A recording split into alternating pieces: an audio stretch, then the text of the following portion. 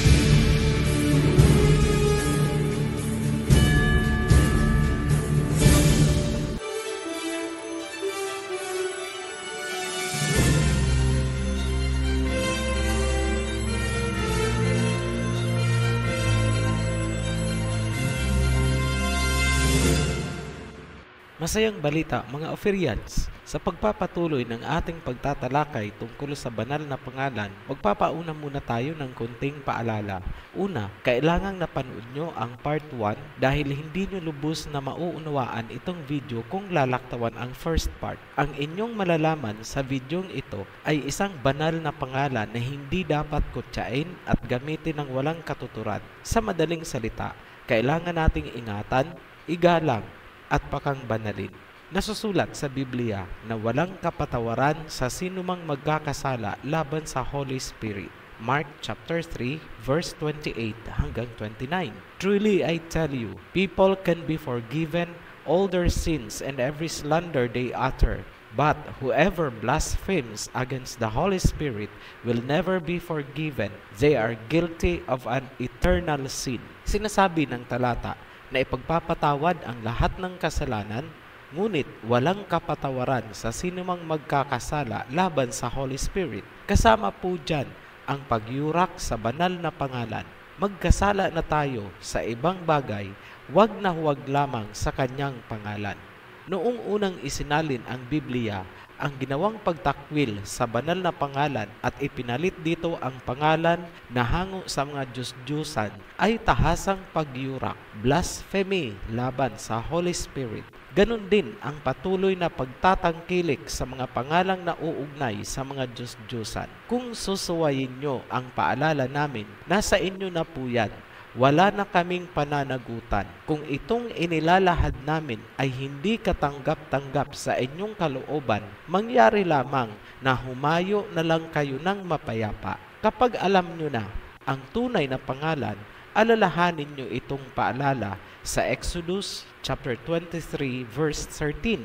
Be careful to do everything I have said to you. Do not invoke the names of other gods. Do not let them be heard on your lips.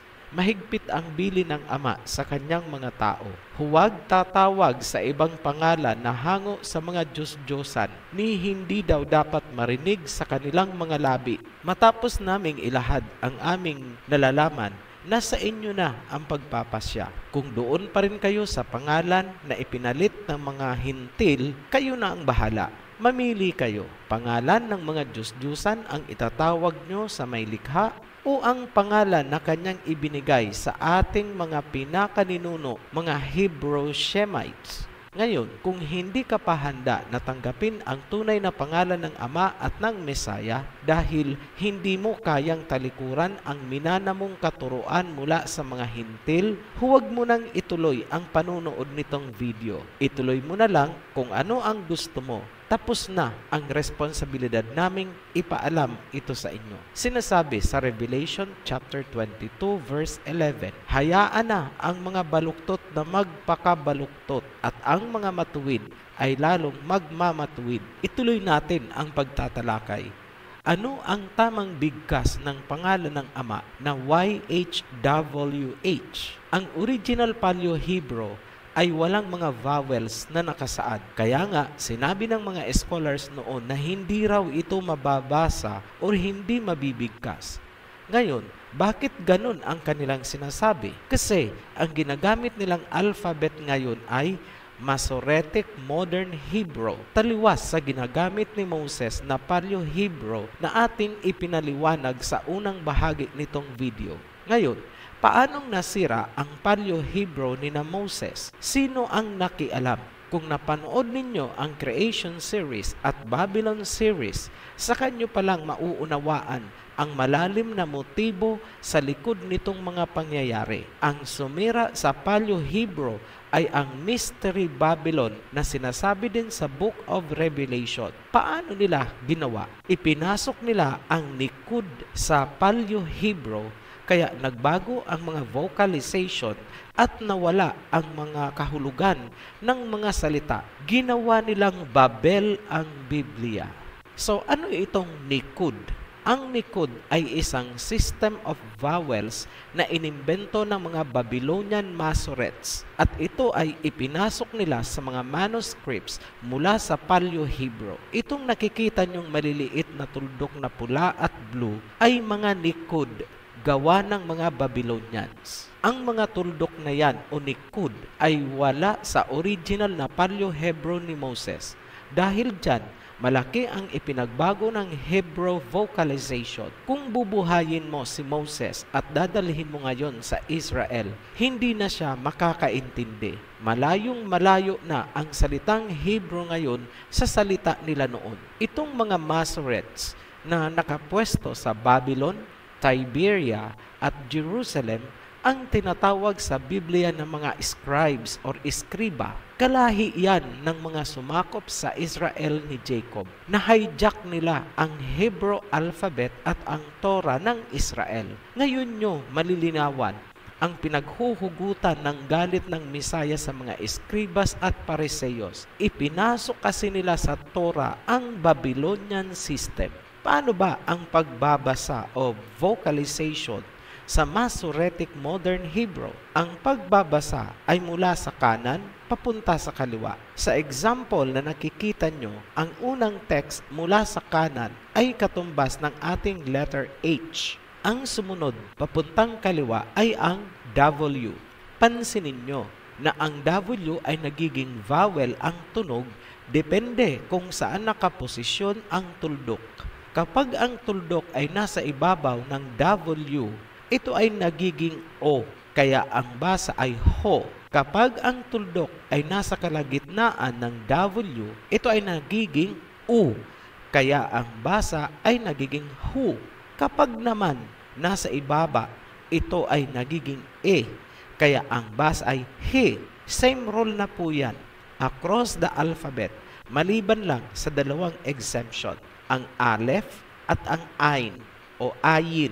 Ngayon, ang original Tetragrammaton inscription sa Paleo-Hebrew ni Moses ay walang vowels, kung kaya noong nag-transliterate sila mula sa Paleo-Hebrew papunta sa Modern Hebrew, ginamit nila ang Yod, Hey, Waw, Hey, kung saan ang W ay naging consonantial vowel na pwedeng maging tunog ng O, U, at I.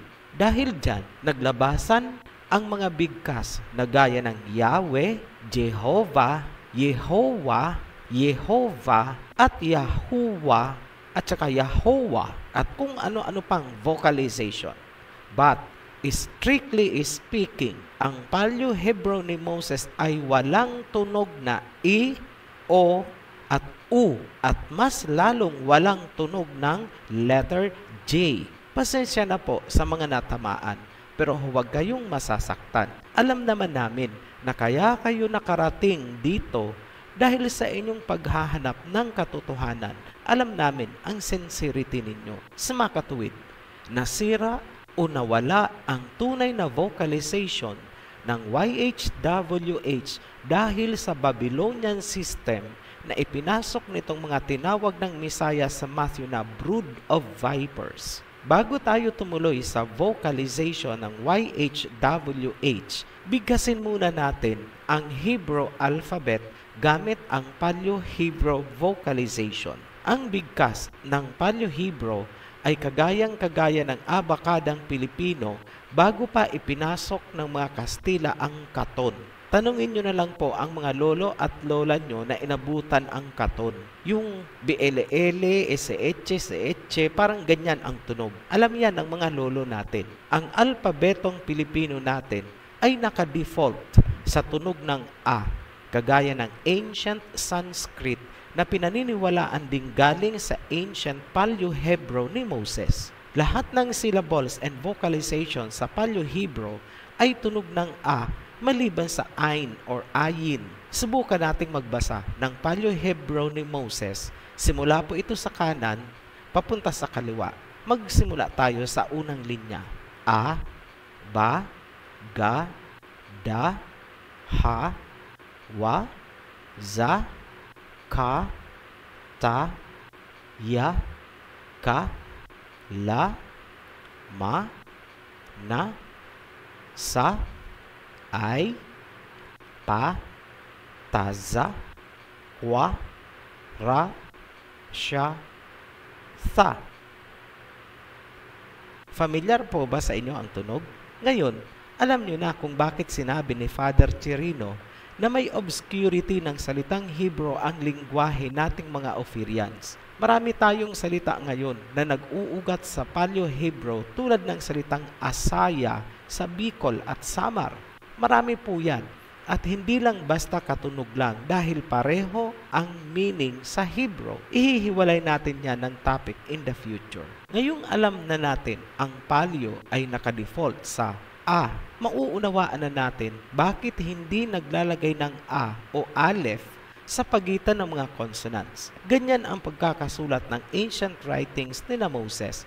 Understood na kasi sa kanila na ang tunog ay A dahil yun ang kanilang lingwahe. Para patunayan natin na nakadefault nga sa A, here is our reference. Ayon sa librong isinulat ni Charles William Wall, ang pamagat ay Proofs of Interpolation of the Vowel Letters in the Text of the Hebrew Bible and ground thence derived for a revision of its authorized English version. Sinabi niya na ang inspired writings ay walang nakasulat na vowels. Ang ancient Hebrew prototype ay may single vowel na A. Ibig sabihin, ang prototype ay napakasimpleng alphabet gaya ng Sanskrit na nakabase din sa A. Ngayon, puntahan natin ang YHWH. Hindi po natin pwedeng i-vocalize ang YHWH gamit ang tunog ng Yod-Hey, Waw-Hey ayon sa modern Masoretic Hebrew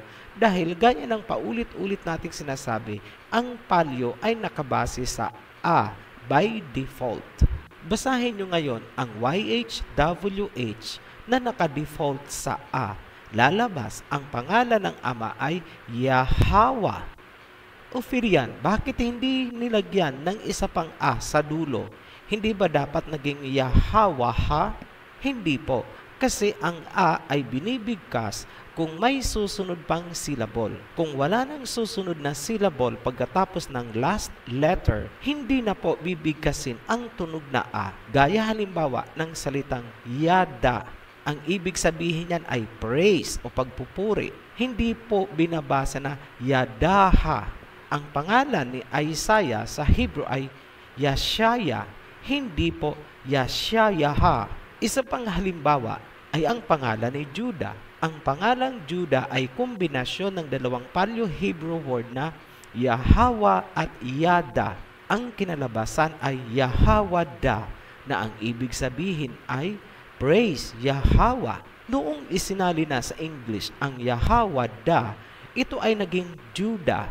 Pansinin kung paanong nawala ang totoong meaning na praise Yahweh sa English name na Judah. Ngayon, paanong nabuo ang pangalang Judah? Basahin natin ayon sa English translation. Wala tayong gagawing correction. Genesis chapter 29 verse 35. And she conceived again and bare a son. Now I will praise the Lord. Therefore she called his name Judah. Pansinin na kaya pinangalanan daw na Judah ay bilang pagpupuri sa Creator. Yun ang ibig sabihin ng pangalang Judah.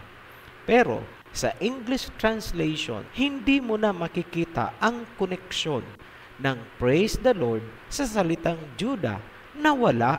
Pero malinaw kung ibabalik mo sa Paleo-Hebrew. Itong now I will praise the Lord sa Hebrew ay Hapaim, Awada, at Yahawa. Ituloy natin. Ito namang therefore, she called his name Judah. Ito po yung proposed reading. Aukan, Kwaraa, Shamwa, Yahawa, Da. Sa mga nagsasabi na Ahaya ang pangalan ng ama, hindi po yun ang pangalan. Ang Ahaya ay nasalin na I am that I am. Sa Hebrew ay Ahaya, Ashar, Ahaya. Hindi po yan pangalan. Gaya ng naipaliwanag natin, ang pangalan ni Judah sa ancient Paleo-Hebrew ay Yahawa Da at hindi Ahaya Da. Likewise, ang tribe of Judah sa ancient Hebrew ay Mata Yahawada at hindi Mata Ahayada. Ngayon, ano ang ibig sabihin ng Yahawa? Ang Hawa sa ancient Hebrew ay isang verb na ang ibig sabihin ay to exist. Sa Strong's Hebrew Lexicon, na kahulugan ng Tetragrammaton, ang sabi ay the existing one. Pansinin nyo na may nakalagay sa bandang ibaba na unpronounced except for the vowels. Yan po ang sinasabi nating hindi nila mapopronounce gamit ang Babylonian Masoretic system. Ngunit napakadali kung gagamitin ang Paleo alphabet na mula sa panahon ni Moses. So klarado na po tayo. Ang pangalan ng ama ay Yahawa, hindi Yahweh, hindi Jehovah, hindi Ahaya, hindi Yahuwah, at mas lalong hindi Jesus Christ. Lahat yan ay Babylonian Masoretic na bigkas. Yan ang labis na ikinagagalit ng Mesaya sa mga eskribas, Sadducees at Pariseyos. Ngayon, ano naman ang pangalan ng anak na Mesaya? Gagabayan tayo ng mga susunod na talata na aming ibibigay. Matthew chapter 3 verse 17. And suddenly a voice came from heaven, saying, This is my beloved Son, in whom I am well pleased. Ano ang dapat tandaan sa talata? Sinabi ng Ama na ang Mesaya ay kanyang anak. Sa John chapter 5 verse 43 naman, ganito ang salita ng Mesaya. I have come in my Father's name, and you do not accept me. But if someone else comes in his own name, you will accept him. Sinabi ng Mesaya, pumunta ako dito sa pangalan ng aking Ama, ngunit hindi ninyo ako tinanggap. Pero kapag may dumating sa ibang pangalan, siya ang inyong tatanggapin. Prophetic po ito. Mismong galing sa salita ng Mesaya na may darating na fake o peke na Mesaya. May ibang pangalan at yun ang tatanggapin ng mga tao. Yan ang Mesaya ng mga Gentiles. John chapter 10 verse 30. I and the Father are one. Ako at ang Ama ay isa. Hindi ibig sabihin na ang Ama ay siya rin ang anak at ang anak ay siya rin ang Ama. Ang ibig sabihin yan ay kung ano ang pangalan ng ama, yun din ang taglay ng anak. Halimbawa, kung ang ama ay De La Cruz din ang dadalhin ng anak dahil ang sabi, ako at ang ama ay isa. Hebrew ang pangalan ng ama. Hebrew din ang pangalan ng anak. Kung ano ang nature ng ama, yun din ang nature ng anak. Kung ang ama ay Diyos, kumbaga Diyos ang gusto nyong itawag, ibig sabihin, ganun din ang anak. Hindi pwedeng ang ama ay divine spirit, ang anak ay mortal flesh na tao lamang. Oo, nagkatawang tao siya noon.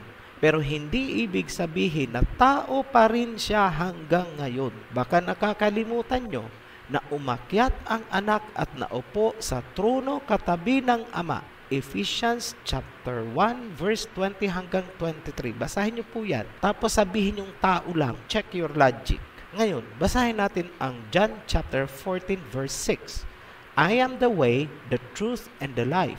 No one comes to the Father except by me. Napakaliwanag at napakasimple ng sinabi. Walang ibang daan papunta sa Ama kundi ang anak. Saan ka dadaan kung ayaw mong tanggapin ang tunay na identity ng anak? Ngayon, para sa mga believers, ano ang implikasyon ng mga ito? Kung gusto mo makarating sa Ama, kilalanin mo ang kanyang pangalan at dumaan ka sa anak. No one comes to the Father except by me. Kailangang kilalanin mo ang anak gaya ng pagkilala mo sa Ama.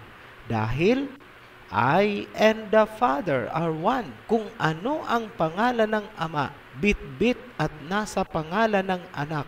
Dahil ako at ang Ama ay isa. Ngayon, bakit pumunta dito ang Mesaya?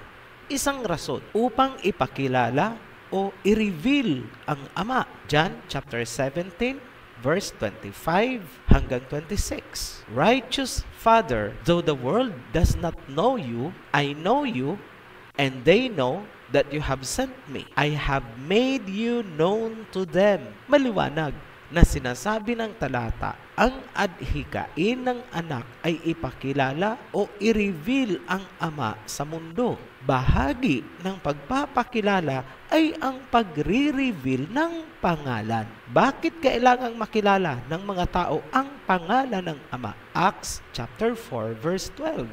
Salvation is found in no one else, for there is no other name under heaven given to mankind by which we must be saved.